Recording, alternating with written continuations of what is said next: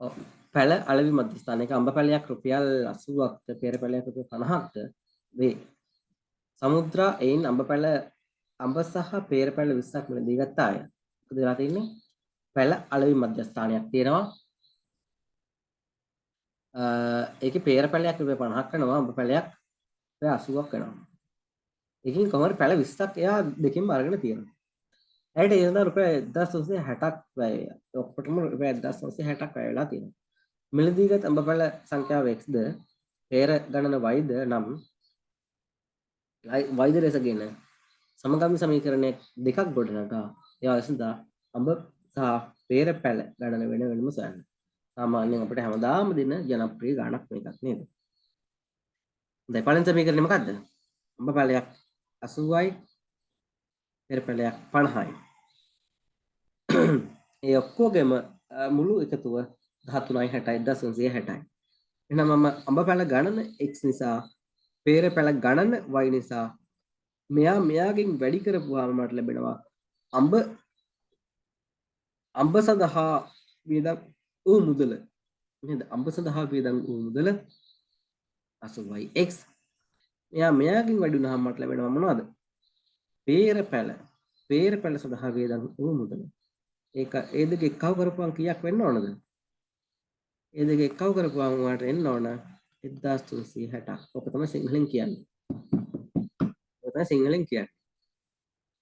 ඊට පස්සේ ආයි කියනවා පෙර පැලයි අඹ පැලයි දෙකම එකතු කරලා ගත්තොත් කියන්නේ ඔක්කොම අරගෙන තින්නේ යා පෙර සහ අඹ දෙකෙන්ම අරගෙන තින්නේ 20යි.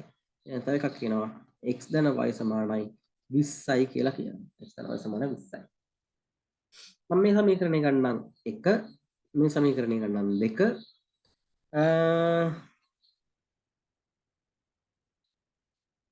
මට මෙන්න එක සමීකරණය මුලින්ම 10න් බෙදන්න පුළුවන්. පොඩ්ඩක් සුළු කර ගන්නවා. කොටි වෙනවා. එක සමීකරණයෙන් 10න් බෙදනවා. එතකොට එනවා 8යි x ධන 5යි y සමානයි 136යි කියලා.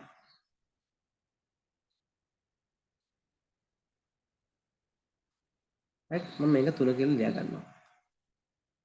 හරිද? මෙන්න මේ දෙවෙනි සමීකරණයෙන් මම වැඩි කරනවා 5න්.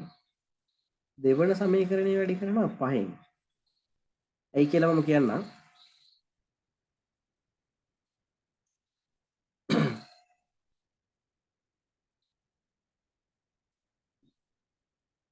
දෙවන සමීකරණේ 5න් වැඩි වුණාම මෙතන එනවා 5යි x ධන 5යි y සමානයි 100යි කියලා. ඇයි මම මෙහෙම කරේ? මේක තමයි ක්‍රමය සමගාමී සමීකරණ විසඳන. මොකද්ද කරේ? මෙන්න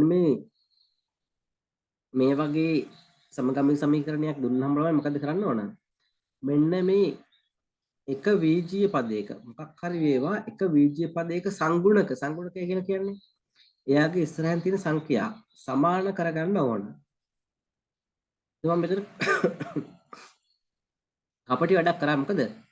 මම මේ කාගේ හරි සංගුණක සමාන කරගන්න ගියොත් මේ උඩ තියෙන කෙනාගෙන් එකට මට මෙයා වැඩි කරනවා නම් 50න් වැඩි කරන්න වෙනවා. මෙයා වැඩි කරනවා 80න් වැඩි කරන්න වෙනවා. ඒකද මම කපටි වුණා මුලින්ම. මම පළවෙනි සමීකරණය 10න් බෙදාගත්තා. 10න් බෙදුවාම මට මේක පොඩි සංඛ්‍යාවක් එන්නේ. 8යි 5යි එන්නේ. එතන 136ක් එන්නේ. එහෙනම් පොඩ්ඩක් පොඩි වුණා සමීකරණය.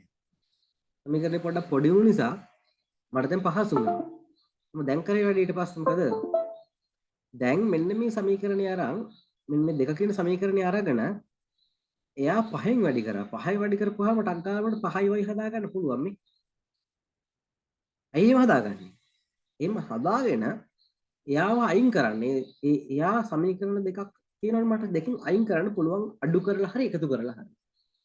අඩු කරලා අයින් කරන්න පුළුවන් වෙන්නේ මම හොඳට ඔලුවට දාගන්න මම සමාන කරගත්ත සංගුණක සමාන කරගත්ත වීජීය පදයට ඉස්සරහින් තියෙන ලකුණ එකම ජාතිය නම් මොකද කරන්නේ මම අඩු කරනවා සජාතීය නම් අඩු කරනවා විජාතීය නම් ඒ කියන්නේ මම සංගුණක සමාන කරගත්ත පද දෙක විජාතියයි.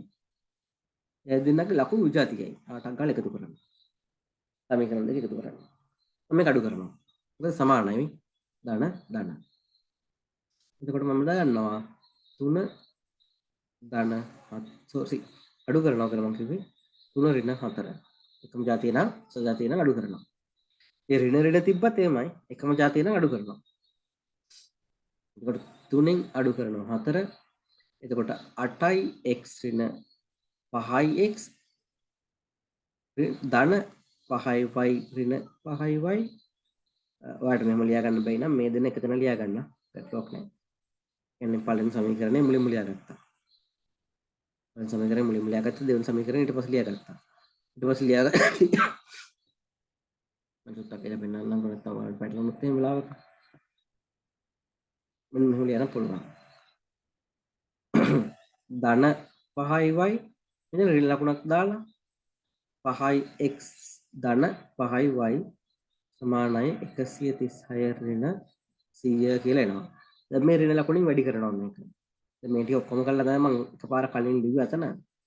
ඒක ඔයගලන්ට පැහැදිලි වුණ නැත්නම් ඉතින් ඍණ වැඩි කරනවා. ඍණ 5යි x ඍණ 5යි y සමානයි 36යි කියලා එනවා.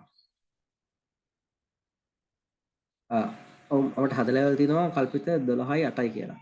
x 12යි y 8යි. ඉතින් මේක අයින් කරනවා. එතකොට මෙතනින් ඉතුරු වෙනවා 3යි x සමානයි 36යි. x සමානයි 12යි. මේ x සමානයි 12 අපි ආදේශ කරමු. මේකට දෙවෙනිකට අපි ආදේශ කරමු. x සමානයි 12 දෙකට ආදේශ කරනවා මම. මොකද වෙන්නේ? එතකොට x 12ට ආදේශ කරපුවාම y සමානයි very good y සමානයි කීයද? 20 ඍණ 8 එකපාර දාපුවා 20 ඍණ 12 8යි. ඔන්න අපි x y ගන්න හෙව්වා. ඊට පස්සේ ලියනවා අඹ පැල ඔබ කියන්නේ x නේ අඹ පැල 12යි පෙර පැල 8යි කියලා.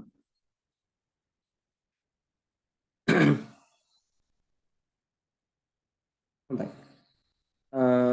සමගම සමීකරණ එකක් සඳුවා අපි ඉස්සරහ පේපර්ස් වලදී තව වෙන වෙන ක්‍රම වලට සමීකරණ හදාගන්නයි කොහොම වුණත් අපිට සිංහල තේරෙනවා නම් ගණිතය කරගන්න පුළුවන් මට්ටමකට තියෙනවා. හරි. සිංහල තේරෙනවා නම් මම ඔයගලන්ට ගණිතය පුළුවන් කරලා දෙනවා. සිංහල තේරීම කියලා සිංහල තේරෙනවා නම් ඒ ඇති. කියලා සිංහල තේරෙන්න ඕන. සිංහල භාෂාව හොඳට දැනගෙන තියෙන්න ඕන. ඒක මම සිංහලෙන් ගන්නවා. දෙමළ නම් මගේ පන්ති රෙගුලර් නැගලා දෙමළ භාෂාව ඉතින් පුළුවන් නම් දෙමළ උගන්වන දීකට තැනකට යන්න. ඉංග්‍රීසි නම් ඉංග්‍රීසි මීඩියම් කරන පන්තියකට එන්න. මොකද මේ කරන්නේ? මොකද භාෂාව හරියට දැනගෙන තියෙන්න ඕනි. කියලා දෙන භාෂාව ඔයා දැනගෙන තියෙන්න ඕනි. ගණන් තේරුම් ගන්න. කියලා දෙන භාෂාව ඔයාට පුළුවන් නම් ඔයාට පුළුවන් ගණන් තේරුම් ගන්න. භාෂාව තේරෙනවා කියලා කියන්නේ ගණන් තේරෙනවා. හොඳයි. පස්වෙනි ගාන.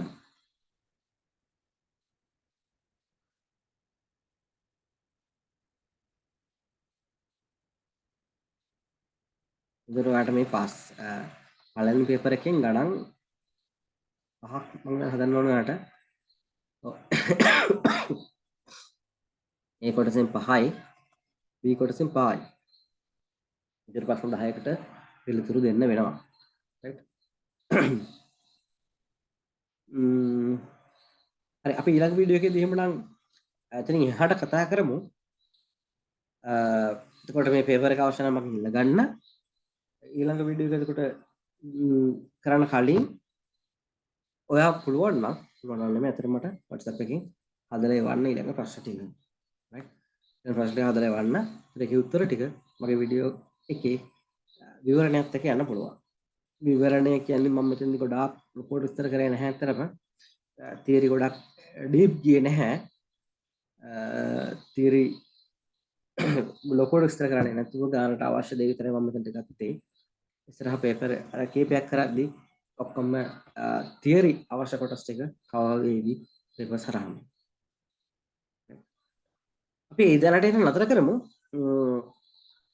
ඊළඟ ක්ලාස් එක දවසේ අපි ඊළඟ වීඩියෝ එකේදී හම්බ වෙමු. එන හැමෝටම සුබ රාත්‍රියක්.